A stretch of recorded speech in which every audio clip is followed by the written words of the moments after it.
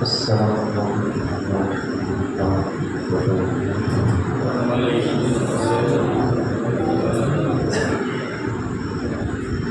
الحمد للہ رب العالمین والعاقبۃ للمتقین والصلاة والسلام على سيد الأنبياء والمرسلين وعلى آله وأصحابه الطيبين الطاهرين، أما بعد، فأعوذ بالله من الشيطان الرجيم. بسم الله الرحمن الرحيم. ولا تقولوا لمن يقتل في سبيل الله أموات. صدق الله مولانا العظيم. وبلغنا رسوله الأمين المشتاق الكريم. ونحن على ذلك لمن الشاهدين والشاكرين، والحمد للہ رب العالمین۔ میرے آقا صلی اللہ تعالی علیہ وسلم کی پیاری دیوانوں، آگے خطبہ مسلمہ کے بعد جس آیت مقدسہ کو تلاوت کرنے کا شرف حاصل کیا، اس کے تعلق سے کچھ معروضات عرض کروں۔ اس سے بیشتر ہمارے مسائل کائنات کے مرکز عقیدت حضور رحمت للعالمین جناب پاک محمد مصطفیٰ خیرفدہ صلی اللہ تعالی علیہ وسلم کی مقدس بارگاہ میں جس طرح سے میں پڑھا ہوں، آپ سب مل کر میرے ساتھ حقیق درود و سلام پڑھیں۔ الصلاة والسلام عليك يا رسول الله، الصلاة والسلام عليك يا حبيب الله، الصلاة والسلام عليك يا نبي الله، وعلى آلك وأصحابك يا نور الله، صلى الله تعالى عليك وسلم۔ میرے آقا صلی اللہ تعالی علیہ وسلم کی پیاری دیوانوں، کل کی گفتگو کے اندر آپ نے امام مسلم بن عقیل کی شہادت کے حوالے سے چند واقعات سماعت فرمائے تھے۔ امام مسلم بن عقیل رضی اللہ تعالیٰ عنہ کی شہادت کے بعد کسی یزیدی نے ابن زیاد کو یہ مخبری کری کہ مسلم بن عقیل رضی اللہ تعالیٰ عنہ تنہا کوفہ نہ آئے تھے، بلکہ مسلم بن عقیل کے ساتھ میں ان کے 2 بچے بھی تھے۔ ابن زیاد نے جب یہ سنا کہ مسلم بن عقیل کے ساتھ ان کے 2 بچے تھے، فوراً اس نے اعلان کر دیا کہ جو بھی مسلم بن عقیل کے بچوں کو لے کر کے آئے گا اسے انعام و اکرام سے نوازا جائے گا، اور جو مسلم بن عقیل کے بچوں کی مدد کرے گا اس کے گھر کو جلا کر کے خاک کر دیا جائے گا۔ جب حضرت مسلم بن عقیل رضی اللہ تعالیٰ عنہ طوعا نام کی خاتون کے گھر کے اوپر جب آپ قیام پذیر تھے اور اس طعام نام کی خاتون کے گھر کا یزیدی لشکر نے محاصرہ کر لیا، اس وقت حضرت مسلم بن عقیل کے دونوں بچے آپ کے ساتھ میں اسی گھر کے اندر تھے۔ جب ابن زیاد کے حکم سے گھر کا محاصرہ کر لیا گیا تو حضرت مسلم بن عقیل نے خفیہ طور پر اپنے دونوں بچوں کو حضرت قاضی شریح کے گھر کے اوپر بھیج دیے اور یہ لکھ کر کے بھیجا کہ اے قاضی شریح، کسی بھی طرح سے کسی معتبر شخص کے ساتھ میرے ان دونوں شہزادوں کو مدینہ منورہ تک پہنچا دینا۔ اس کے بعد تو حضرت مسلم بن عقیل گرفتار کر لیے گئے، انہیں شہید کر دیا گیا اور آپ کے دونوں شہزادے قاضی شریح کے گھر کے اوپر قیام پذیر تھے۔ ادھر ابن زیاد کا اعلان ہو چکا کہ جو بھی انہیں گرفتار کر کے لائے گا انعام و اکرام سے نوازا جائے گا، اور جو مدد کرے گا اس کے گھر کو جلا دیا جائے گا، اس کی عورتیں بیوہ کر دی جائے گی، بچے یتیم کر دیے جائیں گے۔ اس بات کو سن کر کے دنیا کے لالچو کتے حضرت مسلم بن عقیل کے بچوں کی فراق میں لگ گئے، تلاش کرنے لگے۔ حضرت قاضی شریح جو اہل بیت میں سے تھے، وہی پہ اہل بیت میں سے تھے، امام مسلم رضی اللہ تعالیٰ جب شہید کر دی گئے تو حضرت قاضی شریح ان دونوں بچوں کو اپنے سامنے بلاتے ہیں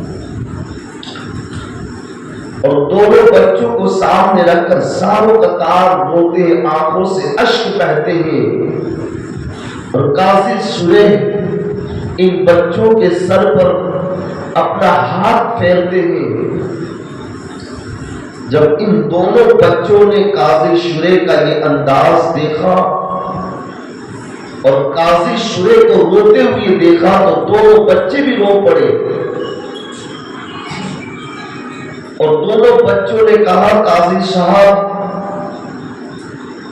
آخر کیا وجہ ہے، ہمارے باپ کا کیا حال ہے، ابا حضور کہاں ہے، کس حال میں ہے، کیا کہیں ہم یتیم تو نہیں ہو گئے؟ قاضی صاحب نے جب یہ سنا تو ان کی چیخیں نکل گئی اور کہا ہاں شہزادوں، تم دونوں بھائی یتیم ہو گئے، تمہارے والد مسلم بن عقیل کو شہید کر دیا گیا، اب دونوں چھوٹے چھوٹے بھائی محمد اور ابراہیم، محمد کی 9 سال کی عمر تھی، ابراہیم کی 7 یا 7.5 سال کی عمر شریف تھی، دونوں بغیر ہو کر کے ساروں قطار رونے لگے۔ قاضی شریح نے کہا بیٹا اس وقت شہزادوں اس وقت رونے کا نہیں ہے،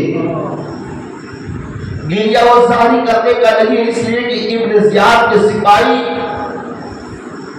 تمہیں تلاش کر رہے ہیں،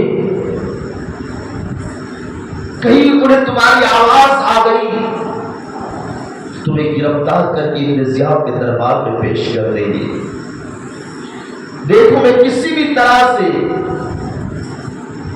تمہیں مدینہ منورہ بھیجنے کا اہتمام کرتا ہوں۔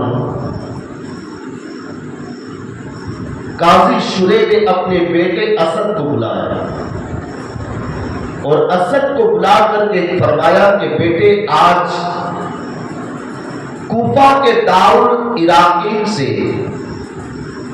دروازہ عراقین سے ایک قافلہ روانہ ہونے والا ہے، تم کسی بھی طرح سے خفیہ طور پر ان دونوں بچوں کو دروازہ عراقین تک پہنچا دو،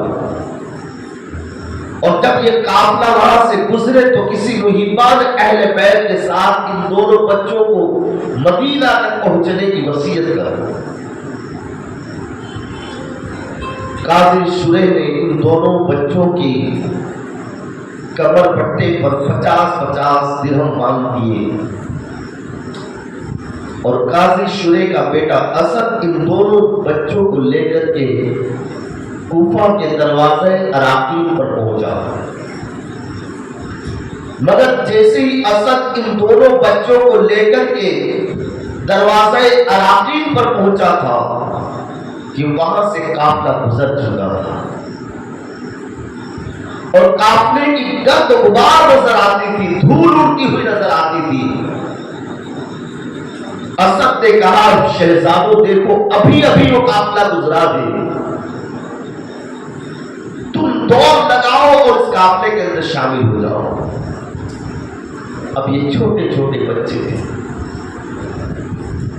فوراً دوڑے تاکہ قافلے کے اندر شامل ہو جائے، تیز رفتاری کے ساتھ دوڑتے رہے مگر چند ہی منٹ کے اندر وہ قافلہ کی گرد و غبار میں اوجل ہو گئی۔ اب راستہ بھٹک گئے، رات کی تاریکی آ گئی، رات کا سناٹا آ گیا، راستہ معلوم نہیں کہ کون سا راستہ مدینہ منورہ جا رہا ہوگی، ننھی سی جانیں جنگل کے اندر بھاگ رہے ہیں، نوکیلے پتھر تھے، پیروں کے اندر ورم آ چکا ہے، پیروں کے اندر چھالے پڑ چکے ہیں، جنگل کے اندر پتا کھڑکتا تو جان تڑپ جاتی ہے۔ چلتے رہے، پوری رات بھاگتے رہے، جیسے ہی صبح کی سفیدی نمودار ہوئی، خوف تھا کہیں یزیدی سپاہی کی نظر نہ پڑ جائے، ہمیں گرفتار نہ کر دیے جائے۔ مگر جب صبح کا سورج نکلا، ایک یزیدی کی نظر ان دونوں بچوں کے اوپر پڑ گئی جو شہر کے باہر ان بچوں کو تلاش کر رہے تھے۔ ایک یزیدی سپاہی نے انہیں گرفتار کر لیا، گرفتار کرنے کے بعد ان دونوں بچوں کو کوتوال کے حوالے کر دیا۔ جو کوتوال تھا وہ دشمنان اہل بیت میں سے تھا، اس سے فوراً ہی ان دونوں بچوں کو ابن زیاد کے دربار میں پیش کر دیا۔ ابن زیاد نے جب ان دونوں بچوں کو دیکھا تو کہا ان کو جیل کے حوالے کر دو، اور ابن زیاد نے یزید کے نام پر ایک تحریر نامہ، ایک خطوط لکھا، ایک خط لکھا کہ دیکھیں مسلم بن عقیل کے دونوں بچے ہماری جیل کے اندر قید ہیں، اگر تم حکم دو تو انہیں زندہ تمہارے دربار میں پیش کیا جائے، اور اگر حکم دو تو ان کے سب تمہارے دربار میں پیش کر دی جائے۔ اور داؤد جیل جو جیل کے چوکیدار تھے اس کے نام بھی ایک خط لکھا کہ دیکھیں بڑی مشکل سے یہ مسلم بن عقیل کے بچوں کو ہم نے گرفتار کرا ہے، ان کے اوپر کڑی نظر رکھی جائے، اور پھر جیسا بھی امیر المومنین یزید کا حکم ہوگا ایسا کیا جائے گا۔ داؤد جیل حضرت مشہور محب اہل بیت تھے۔ حضرت مشہور نے دیکھا کہ مسلم بن عقیل کے دونوں پھول ہیں، انہیں پورا دن تو جیل کے اندر اپنے پاس رکھا، اپنے قریب بٹھایا جیل کے اندر، مگر رات کی تاریکی کے اندر حضرت مشہور ان دونوں بچوں کو جیل سے نکال کر کے اپنے گھر پلایا، انہیں کھانا کھلایا، اور کھانا کھلانے کے بعد جب دیکھا کہ کوفے کے اندر چہل پہل بند ہو گئی ہے، رات کا دوسرا پہر شروع ہو چکا ہے، تو حضرت مشہور ان دونوں شہزادوں کو لے کر کے قادسیہ کے راستے کے اوپر پہنچے۔ اور کہا کہ دیکھو یہ سیدھا راستہ قادسیہ جا رہا ہے، اور قادسیہ کا کوتوال مانے سرپنچ، قادسیہ کا کوتوال میرا بھائی ہے، تم اسے میری انگوٹھی بتانا اور سارا معاملہ اس کے سامنے تم پیش کر دینا، میرا بھائی تمہیں بحفاظت مدینہ منورہ پہنچا دے گا۔ یہ دونوں بھائیوں نے حضرت مشہور کو بڑی دعائیں دی اور دوسری رات بھی وہاں سے سفر شروع کیا۔ چلتے رہے، آج دوسری رات تھی، پیروں کے اندر تو چھالے پڑ ہی چکے تھے، چلنے کی سکت نہ تھی، طاقت نہ تھی، مگر یزیدی سپاہیوں کے گرفتار کرنے کے خوف کی وجہ سے پوری رات بھاگتے رہے، مگر پھر بھی راستہ بھٹک گئے۔ صبح کی سفیدی نمودار ہوئی، سورج نکلا تو کیا دیکھتے ہیں کہ رات کو جس قادسیہ کے لیے ہم نے سفر شروع کیا تھا اسی جگہ کے اوپر واپس پلٹ کر کے آ رہے ہیں، اسی جگہ کے اوپر موجود تھے۔ دونوں بھائی پریشان ہوئے، اگر دین کے اجالے میں سفر کریں گے تو ضرور کوئی سپاہی ہمیں دیکھ کر کے گرفتار کر لے گا۔ دونوں نے مشورہ کیا کہ ہم کسی جگہ چھپ جائیں، روپوش ہو جائیں، جب رات کا اندھیرا چھائے گا، رات کی تاریکی چھا جائے گی تو ہم چلیں گے، سفر کریں گے۔ ادھر ادھر نظر ڈالی تو ایک تالاب کے قریب، ایک چشمے کے قریب انہیں کھجور کا ایک کھوکھلا درخت نظر آیا۔ دونوں بھائی اس کھوکھلے درخت کے اندر سہم گئے، چھپ گئے، تاکہ کوئی یزیدی کی نظر نہ پڑے کہ ہم پھر گرفتار نہ کر لی جائیں، یزید کے طرف ابن زیاد کے دربار میں واپس نہ پیش کر دیے جائیں۔ دونوں بھائی اسی درخت کے اندر سمے ہوئے ہیں، چھپے ہوئے ہیں۔ ظہر کی نماز کے بعد ایک حبشیہ پانی بھرنے کے لیے اس چشمے کے پاس آئی، تالاب کے پاس آئی۔ جب اس نے اپنی سرائی پانی کے اندر ڈالی تو پانی کے عکس پر اس نے تو حسین جمیل صورتیں دیکھی۔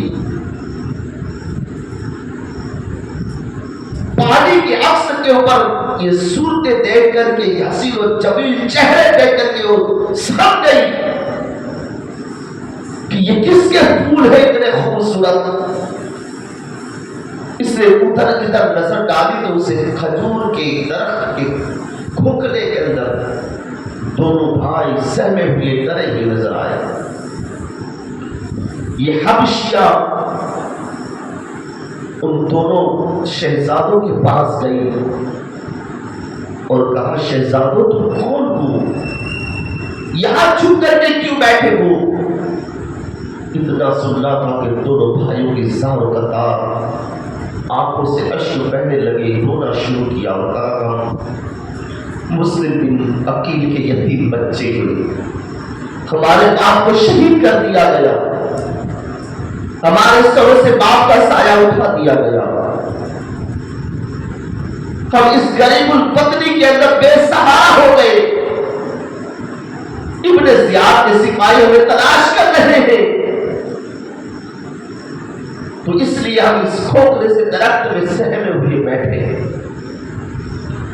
حبشیہ نے ان دونوں بچوں کو دلاسا دیا اور کہا کہ غم نہ کرو، فکر نہ کرو، میری جو خادمہ میں اور وہی پہ اہل بیت تھے، چلو میں تمہیں ان کے پاس لے کر کے چلتی ہوں۔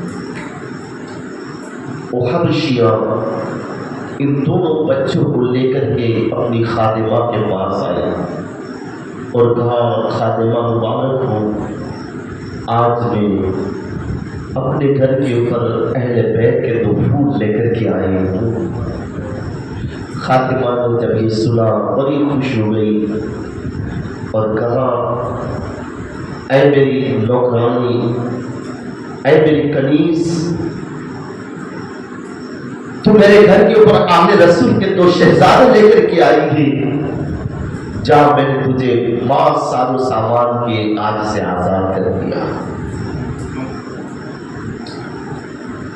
اب وہ خاتون محترمہ ان دونوں بچوں کی بڑی خدمت کی، تواضع کی، ان دونوں بچوں کو کھانا کھلایا، سروں پہ کنگھی کی، اور شام کا وقت جب آیا تو نے ایک خاص کمرے کے اندر سلا دیا۔ اپنی خادموں سے کہا کہ دیکھو میرے شوہر آئے تو انہیں خبر نہ پڑنے دینا۔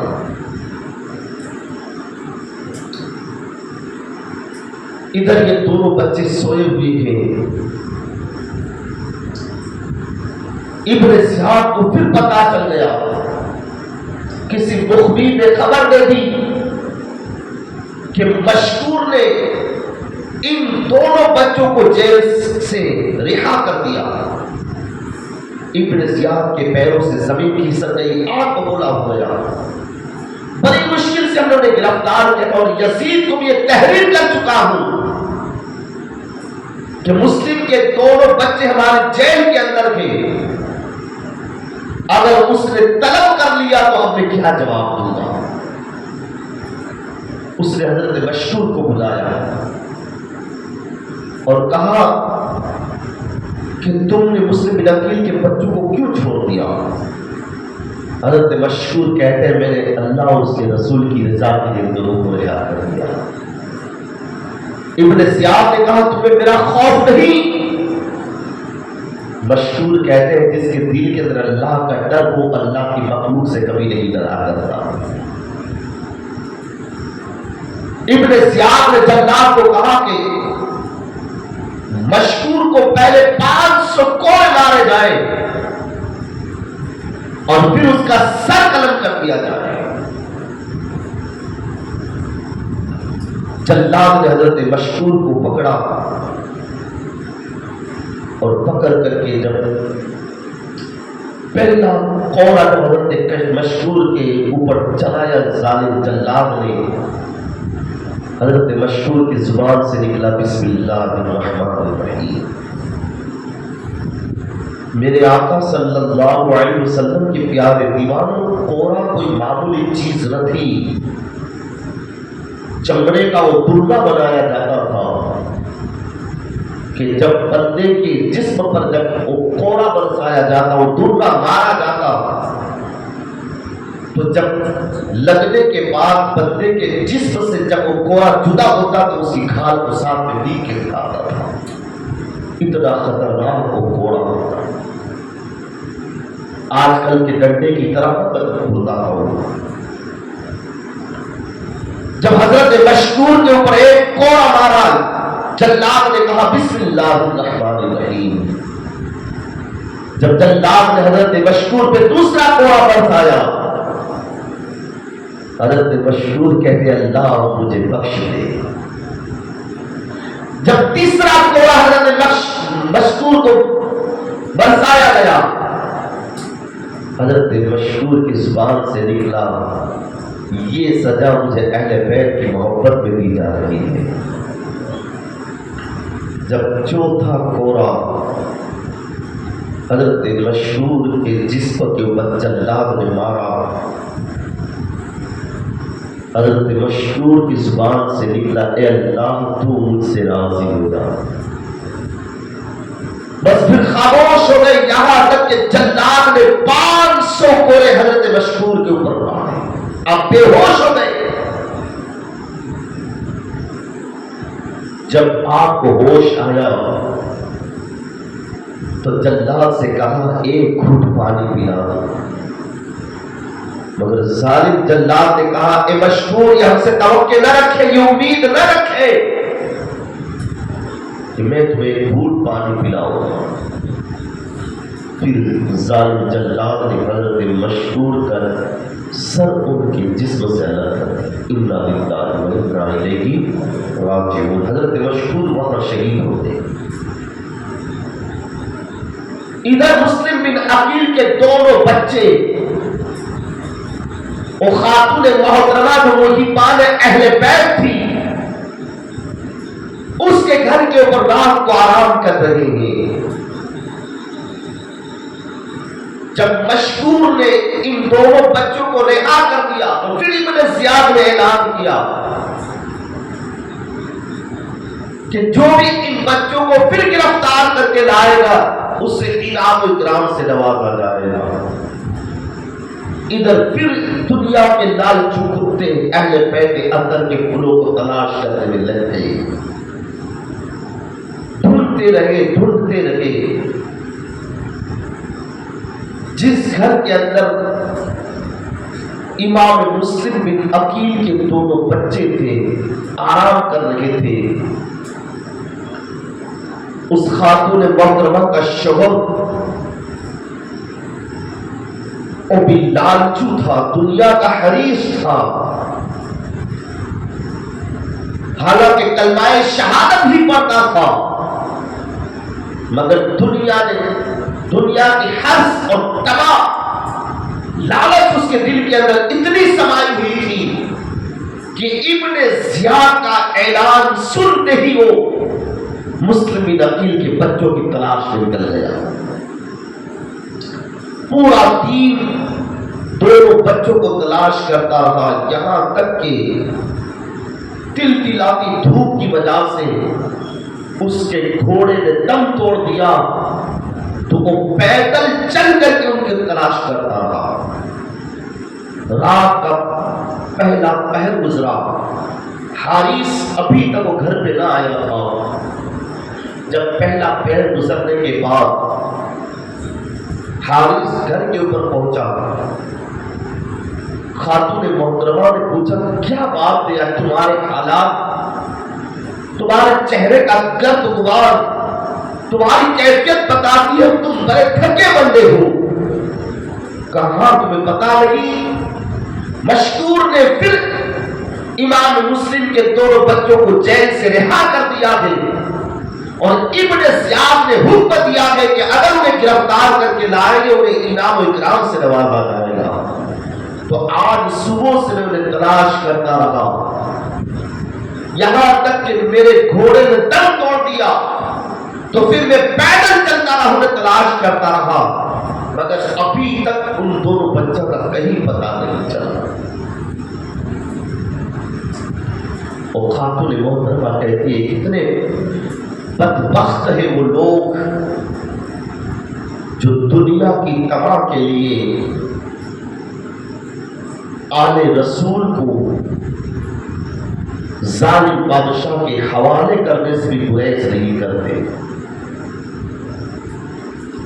اپنے شوہر کو بہت سمجھاتی رہی، منت و سماعت کرتی رہی، مگر حارث نے کہا تمہیں اس سے کیا مطلب؟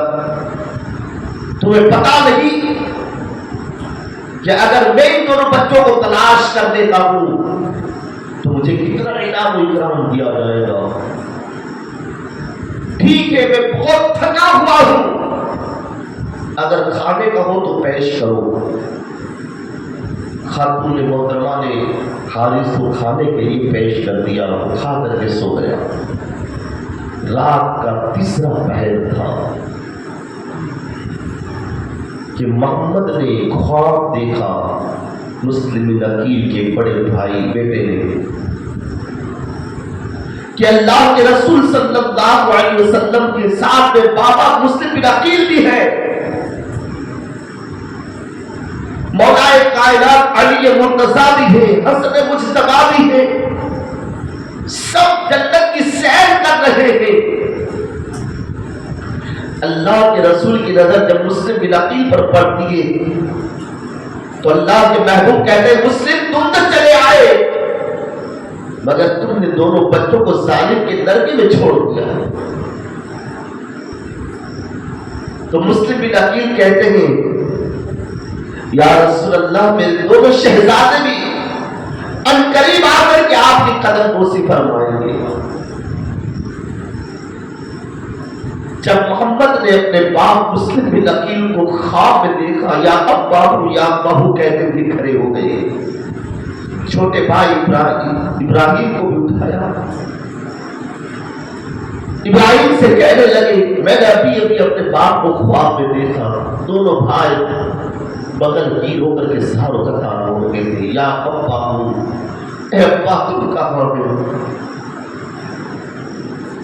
اتنے میں حارث کی آنکھ کھل گئی، اس نے اپنی بیوی کو جگا کر کے کہا کہ یہ بچوں کے رونے کی آواز کہاں سے آ رہی ہے؟ یہ شاید ہمارے گھر سے بچوں کے رونے کی آواز آ رہی ہے۔ بیوی نے کوئی جواب نہ دیا، تو پھر ظالم خود حارث نے چراغ جلایا اور چراغ جلا کر کے جو گھر کی طرف آواز آ رہی تھی گھر سے، اس گھر کی طرف بڑھا، دروازہ کھول کر کے دیکھا، کیا دیکھتا ہے؟ دونوں بچے ہیں جو باہیں گلے میں ٹانگ کر کے ساروں کا تار بول رہے ہیں۔ حارث نے کہا تم کون ہو؟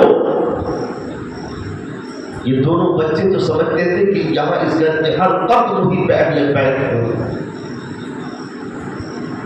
ان دونوں بچوں نے کہا ہم مسلم بن عقیل کے یتیم بچے۔ ظالم حارث نے کہا ارے تم یہاں میرے گھر کے اوپر قیام پذیر اطمینان و سکون سے سو رہے ہو اور میں تمہیں پورا دن تلاش کرتا رہا، یہاں تک کہ تمہیں تلاش کرتے کرتے میرے گھوڑا تک توڑ دیا اور تم یہاں آرام کر رہے ہو۔ ظالم حارث نے دونوں بچوں کے پھول جیسے رخساروں پہ تماچے برسانے شروع کر دیے۔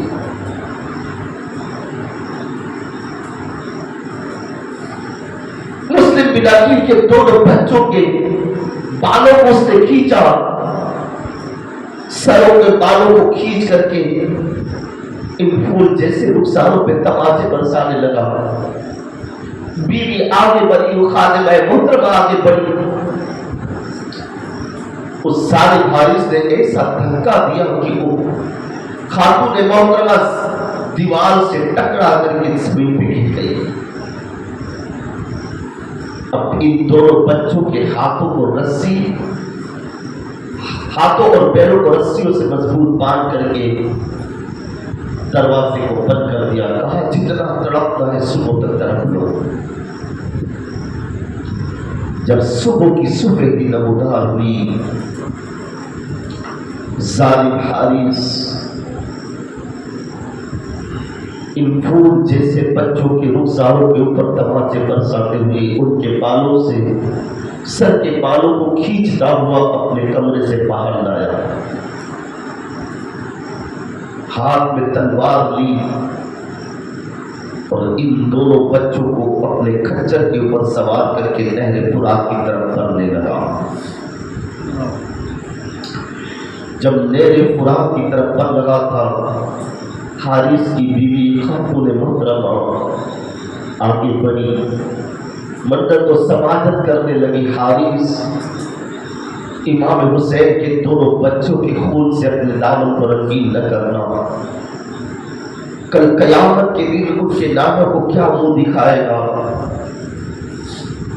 مگر حارث کی دل کے اندر دنیا کی لالچ اتنی غالب آ چکی تھی کہ اسے صرف انعام و اکرام کے علاوہ کچھ نظر نہ آیا۔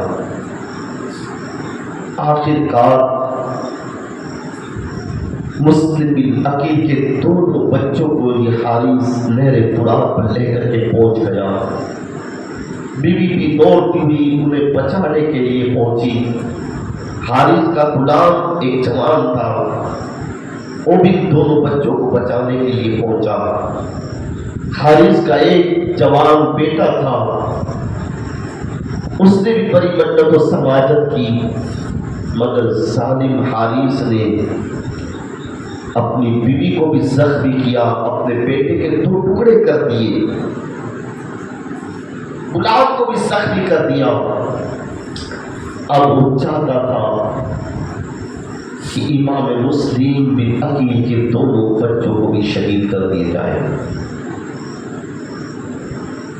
ان دونوں بچوں نے کہا اے حارث ہمیں یوں قتل نہ کر دے، ہم یتیم ہیں، ہمارے سروں سے باپ کا سایہ بھی اٹھ چکا ہے،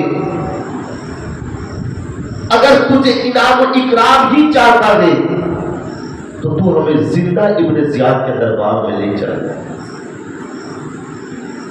یا کسی غلاموں کے اندر ہمیں فروخت کر دے، غلام بنا کر کے فروخت کر دے۔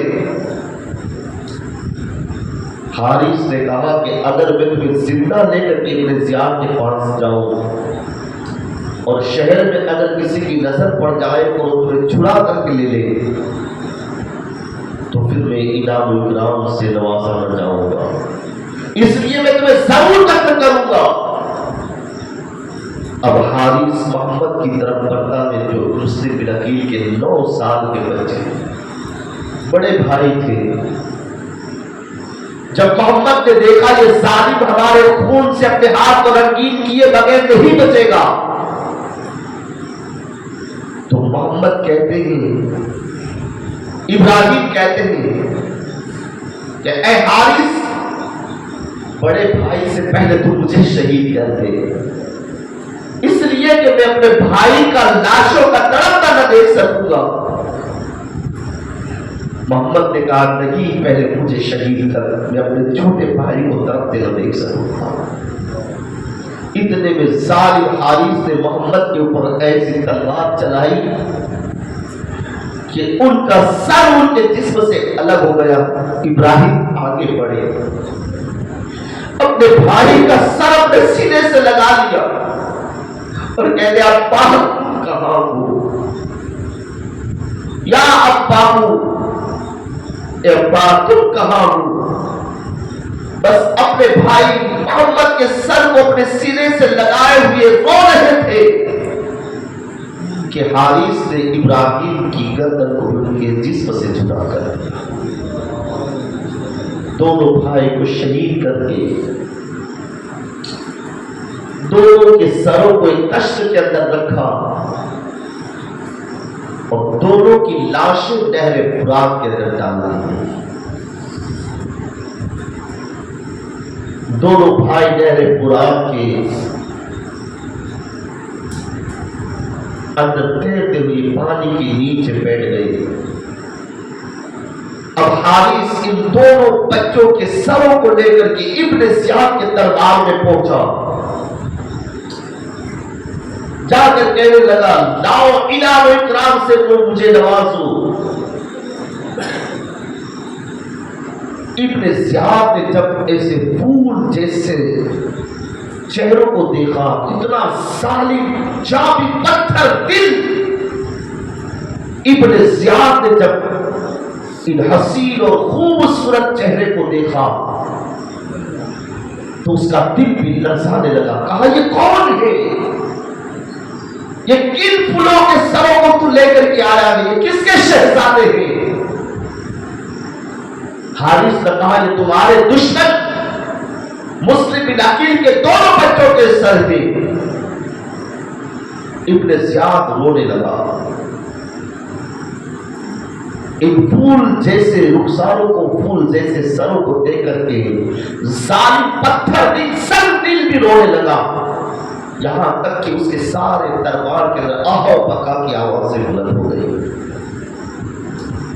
ابن زیاد نے حارث سے کہا کہ ظالم میں نے کب کہا تھا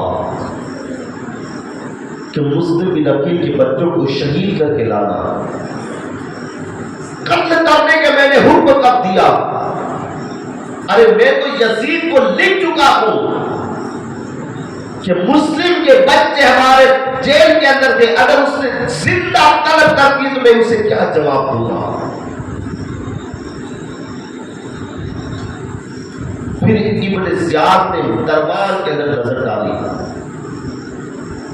دربار کے اندر حضرت مقاتل جو محب اہل بیت میں سے تھے، وہ جانتا تھا کہ حضرت مقاتل بڑے محب اہل بیت تھے۔ حضرت مقاتل کو اس نے بلایا اور کہا کہ جاؤ اس حارث کو لے جاؤ اور جس طرح سے تم اسے اذیت دے سکو، تکلیف دے سکو، اس طرح سے اسے قتل کرو۔ حضرت مقاتل اٹھے، اور حارث کو ابن زیاد کے دربار سے باہر لے کر کے آئے، اس کے ہاتھ اور پیروں کے اندر رسی باندھی، کوفے کی گلیوں کے اندر انہیں گھسیٹتے ہوئے لے جا رہے تھے۔ ابن زیاد نے مسلم بن عقیل کے دونوں بچوں کے سر بھی حضرت مقاتل کو دے دیے اور کہا کہ جہاں اس ظالم نے حارث نے ان دونوں بچوں کو قتل کیا ہے، جہاں ان کی لاشوں کو نہر فرات میں ڈالا ہے، ان کے سروں کو بھی وہی ڈالا ہے۔ اب حضرت مقاتل ان دونوں بچوں کے سروں کو اپنے سینے سے چپٹائے ہوئے روتے ہوئے کوفہ کی گلیوں سے جا رہے ہیں۔ مقاتل نے اپنے غلاموں کو حکم دے دیا کہ ظالم کو گھسیٹتے ہوئے لے کر کے چلو۔ نہر فرات پر پہنچے تو دیکھا ایک طرف ایک خاتون تڑپ رہی ہے، زخموں سے چور چور گئے، ایک غلام جو زخموں سے چور چور گئے، اور ایک نوجوان جس کے دو ٹکڑے کر دیے گئے۔ حضرت مقاتل نے جب مسلم بن عقیل کے دونوں بچوں کا خون دیکھا، تڑپ گئے، کچل گئے، اور منظر ان سے برداشت نہ ہوا۔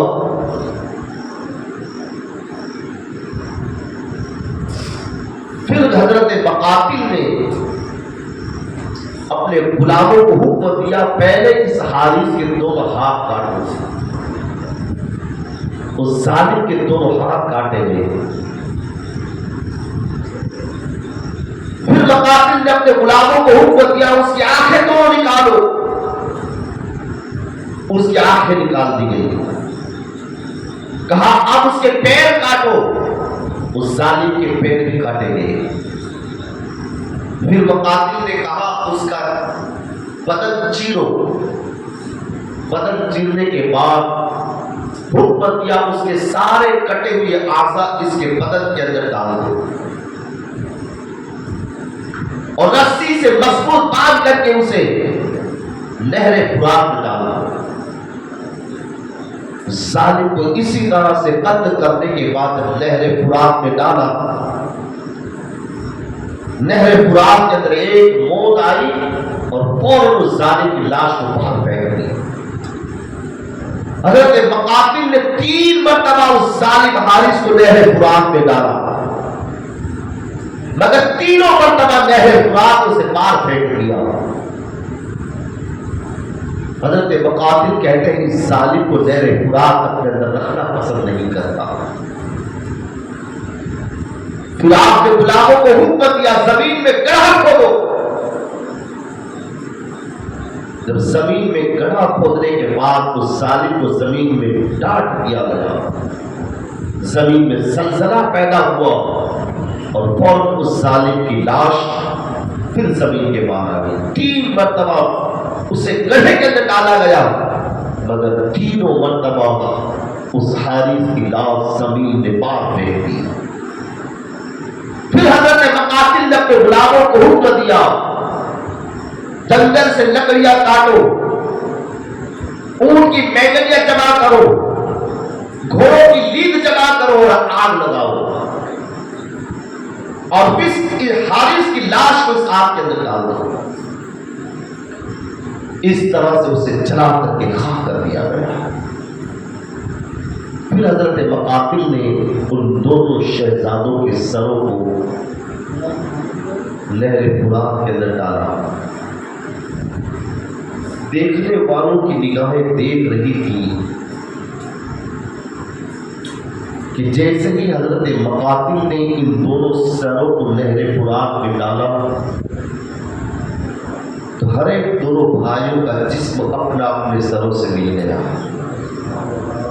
ایک روایت میں آتا ہے پھر حضرت مقاتل نے ان دونوں بھائیوں کی لاشوں کو نکال کر کے نہر فرات کے قریب میں ایک دیہات ہے جس کا نام اسکندریہ ہے، اسکندریہ کے قریب کے اندر ایک گاؤں ہے، اسی گاؤں کے اندر ان دونوں بھائیوں کو مدفون کر دیا گیا۔